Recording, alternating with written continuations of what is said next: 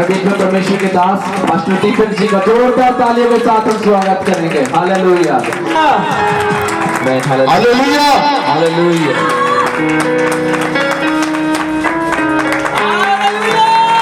आमीन, हालेलुया। तुम सामर्थ्य पाओगे, सारे यहूदिया सारे यरूशलेम पृथ्वी के छोर तक तुम मेरे गवाह ठहरोगे। और मैं प्रभु यीशु मसीह का जीवित गवाह आपके सामने हूँ।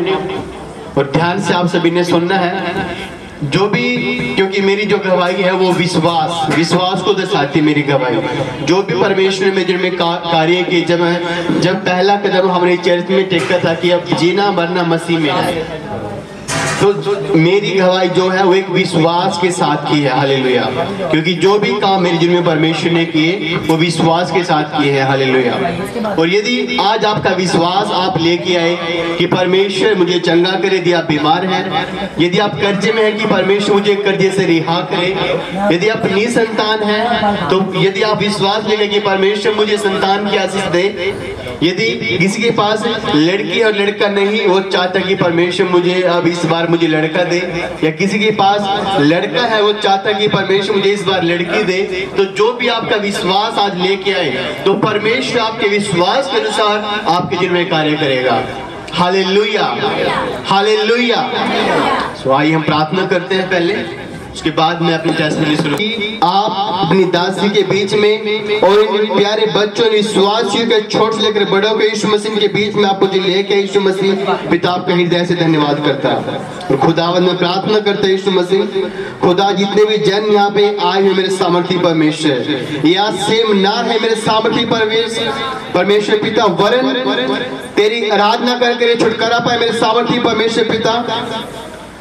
और ये लाखों करोड़ों गवाही यीशु मसीह आज अपने जीवन में लेके जाए मेरे सामर्थी परमेश्वर। धन्यवाद यहोवा, thank you Jesus, thank you Jesus. खुदावन जो तेरे दास पास्टर रमेश हमारे बीच में आ रहे परमेश्वर प्रभु यीशु मसीह, तेरे दूत उनके चारों ठहर जाए यीशु मसीह राजा, वो सुरक्षित तेरे भवन में आने पाई होगा और तेरा सुसमाचार और लोगों को पहुंचाई होगा। Thank you Jesus, thank you Jesus पिता।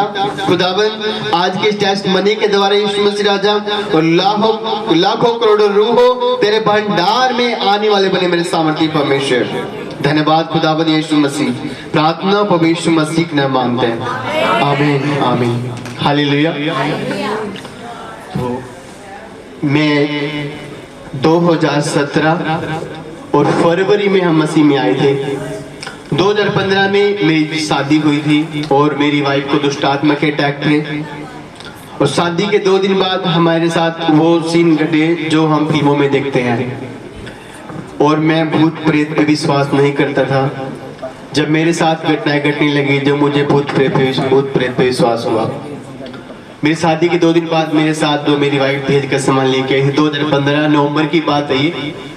और 25 नवंबर को मेरे साथ रात को ये सीन घटा जो मैं आपको बता रहा हूँ। जो मेरी वाइफ भेज कर सामान लेके आई थी, वो सारा अपने आप हिल रहा था, जिससे कोई इनके अंदर घुसा हुआ है।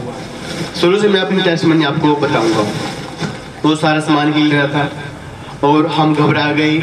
लाइट हमारी आ गई थी। अब तो परमेश्वर की दया से इन्वर्टर है, उस टाइम में हमारे पास इन्वर्टर नहीं था और लाइट भाग गई। रात के 12 बजे का टाइम था, सामान हिल रहा था, हम घबरा गए। मैं कहा ये क्या हो रहा है?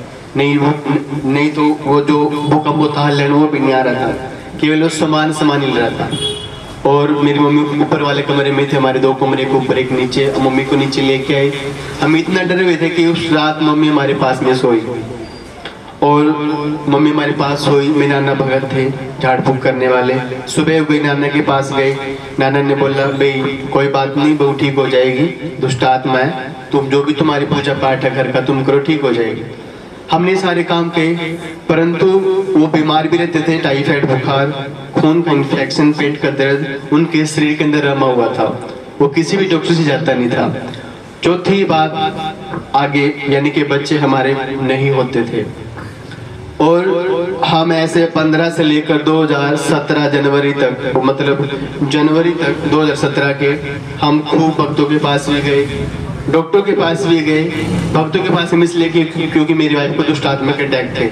दुष्ट आत्माएं उनको दिखाई भी देती, जैसे हम बात कर रहे हैं ना, दुष्ट आत्मा ऐसे उनको दिखाई देती थी।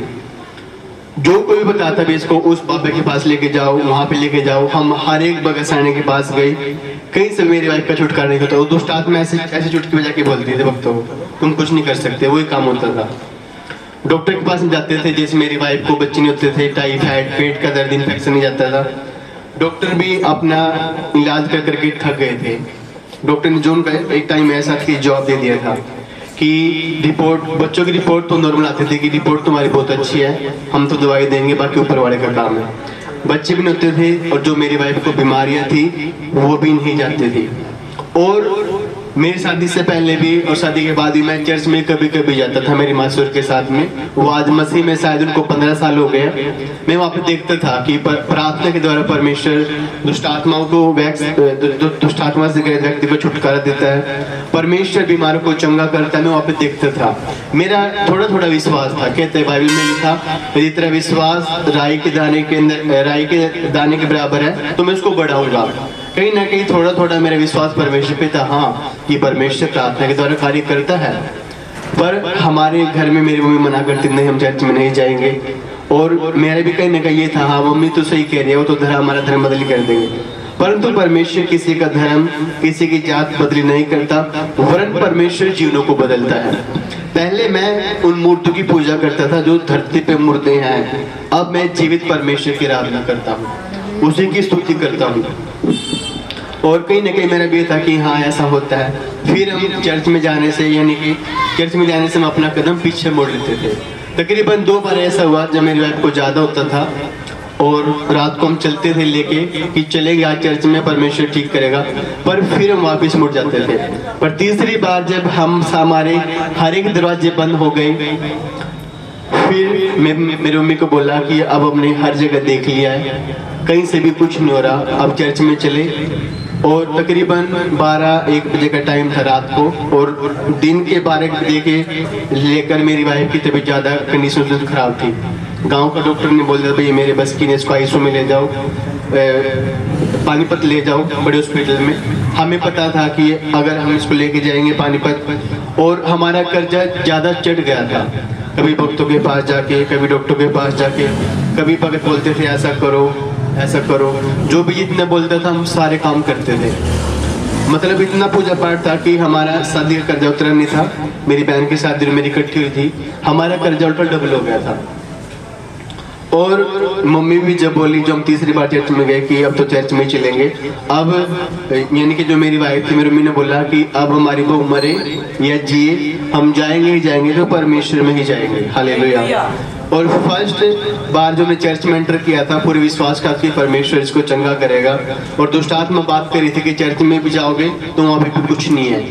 दुष्ट आत्मा डरा रही थी कि वहाँ कुछ नहीं है, जाते ही तुझे चर्च में खत्म करूंगी।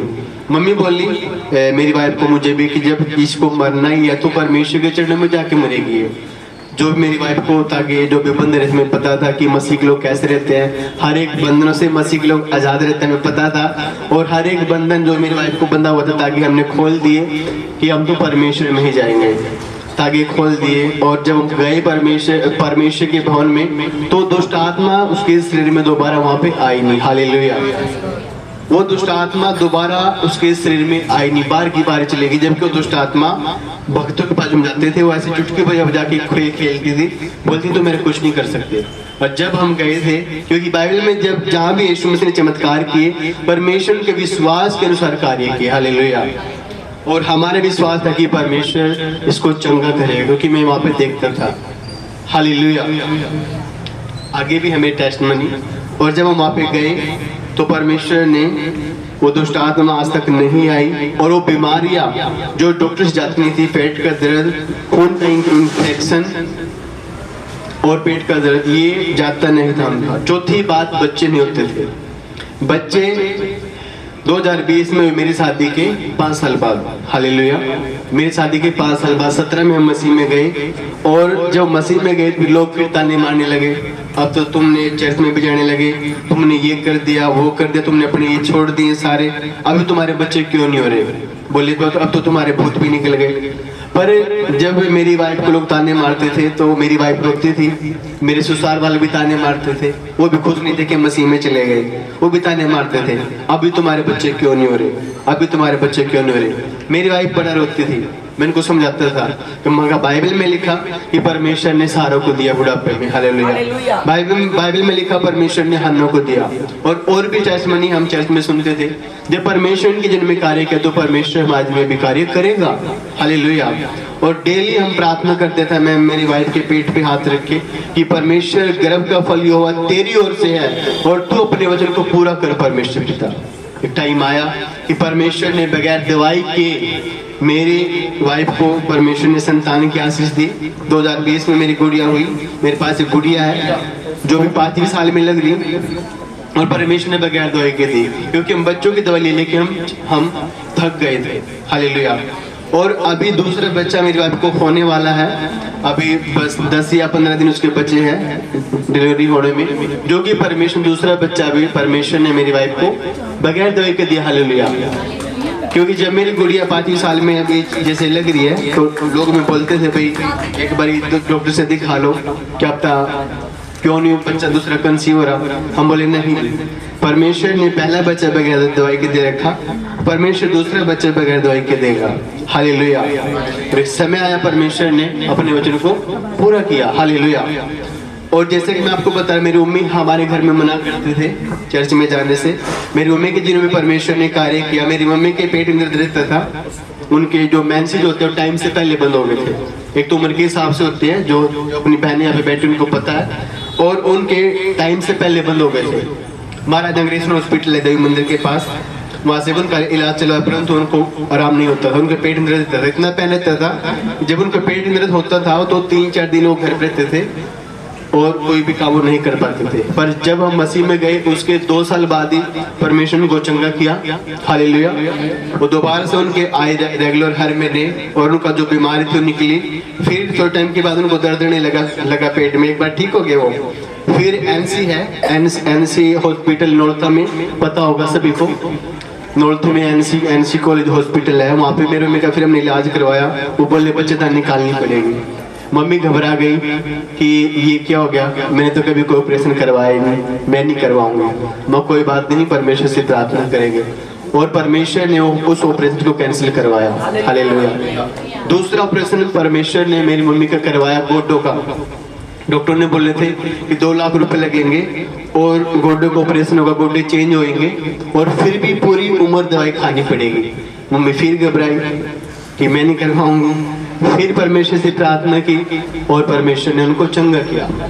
तीसरा ऑपरेशन मेरी मम्मी का रीढ़ की हड्डी का बोला था डॉक्टर ने कि इसके रीढ़ की हड्डी के मणके हिल गए हैं, वो भी परमेश्वर ने कैंसिल करवाया, हालेलुया। और चौथी बात, ये मेरी मम्मी के नाखून बिल्कुल पीले हो गए थे, डॉक्टर बोलते थे इसमें विटामिन डी की कमी है, और उनके ऐसे हाथ लगाते हुए दर्द होता था, वो भी परमेश्वर ने चंगा किया।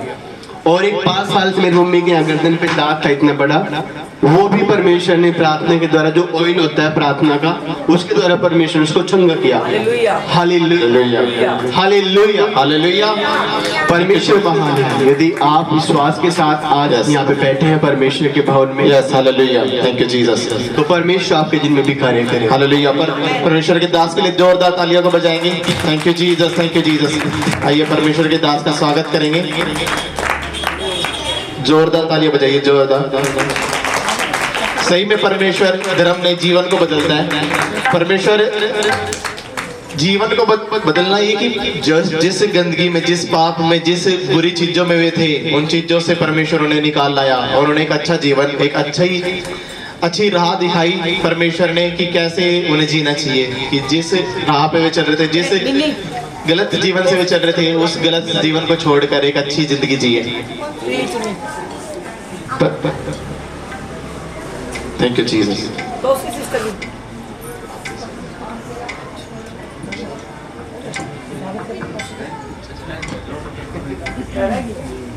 हेलो, और मैं पापी मनुष्य था, मैंने ऐसे कोई काम नहीं कर रखे थे कि मैं जीवित परमेश्वर की महिमा कर सकूं या मैं उसका दास बन सकूं। और परमेश्वर मुझे एक दास के रूप में मुझे इस्तेमाल कर रहा है। नूरपुर गढ़ी है, इधर सीवा से 4 किलोमीटर पड़ता है। वहीं पे मेरी कलेशिया है और वहाँ पे परमेश्वर के काम होते हैं। और मैं एक पापी मनुष्य था, मैं इतना पापी मनुष्य था कि मैं अपने वो पाप आपको बता भी नहीं सकता, इतना पापी मनुष्य था। परंतु परमेश्वर ने मेरे हर एक पापों को क्षमा किया और हर एक मेरे पापों को क्षमा किया और अपने बेटे के रूप में, जैसे कि बाइबल में लिखा है, यीशु मसीह हर एक पापों को क्षमा कर दी। इसमें लिखा है यदि तेरे पाप लाल रंग के हैं तो मैं इनको हीम के समान सफेद कर दूंगा। हालेलुया। तो परमेश्वर ने मेरे हर एक पापों को क्षमा किया और अपनी संतान होने का मुझे अधिकार दिया। हालेलुया। सो परमेश्वर का धन्यवाद, आपको परमेश्वर इस गवाही से हासिल थे। हालेलुया।